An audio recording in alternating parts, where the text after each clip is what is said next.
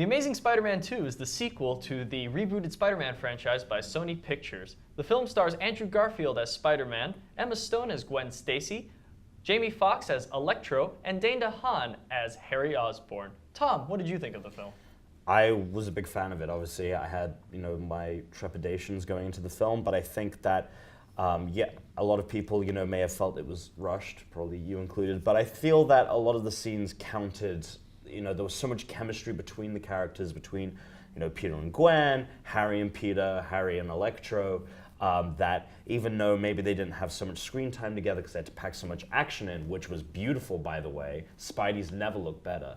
I think they made it count. I believe that Harry and Peter had been long lost friends. I believe that Peter and Gwen were in love with each other. And I believe Jamie Foxx is Electro. Electro is usually a lame villain in the comics, but they gave him a reason to be this bad guy. And there was a lot packed in. They were setting up for future films, which kind of did detract it for me because they tried to go for this emotional punch at the end, which succeeded, but then they let it go a little too long and crammed a lot into the end, which was my only real big problem with the movie. But other than that, I thought it was fun. I thought it had emotional weight, and I'm really looking forward to future installments. Well, I agree with you on the ending. I, as you said, didn't like the pacing of this movie at all. I felt like a lot of the characters and a lot of the scenes were rushed, a lot of their chemistry was forced, and it was a 2.5-hour movie, and when you feel like you're being rushed through a 2.5-hour movie, it really just starts to fall apart with the amount of content they're trying to cram in. The one scene I did really like was the scene where Electro came out as Electro and destroyed Times Square. That was a beautifully shot scene. It had a lot of great dynamic action. Sony product placement everywhere, but it was still a really good scene. But I felt like the ending was just, they tried to do this emotional gut punch, but I feel like it didn't resonate because of lack of chemistry between the characters. Yeah, definitely. Like, I have to agree with you with the Electro scene being like my favorite.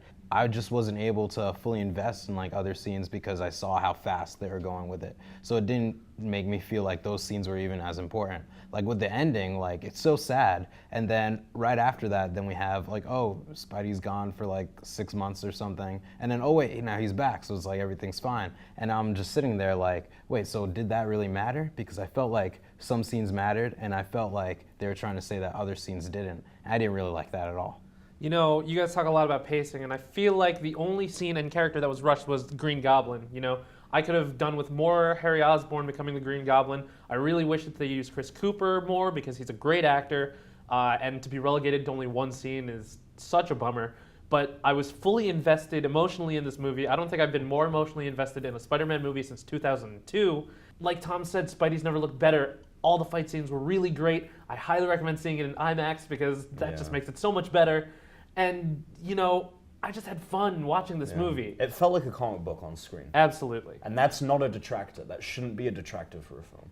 I mean, the fact that it felt like a comic book was great, but like the trade-off of that is really that the characters don't have any real motivational drive. But overall, I didn't like the movie, so I'm going to give it a 1.5 out of 5, just because it was so hard to get through the 2.5 hours. It was so hard to watch some of those scenes between Andrew Garfield and Gwen Stacy because the script was not helping them. Comic book dialogue is better than that, I personally believe. And the only thing that I gave the 0.5 to was that great scene with Electro, the dubstep background, the whole thing was fantastic. Wow, I'm going to have to give it a 4 out of 5. I really loved the chemistry, the emotions, the action sequences, everything. It was exciting beat after exciting beat for me. I just wish there was more Green Goblin.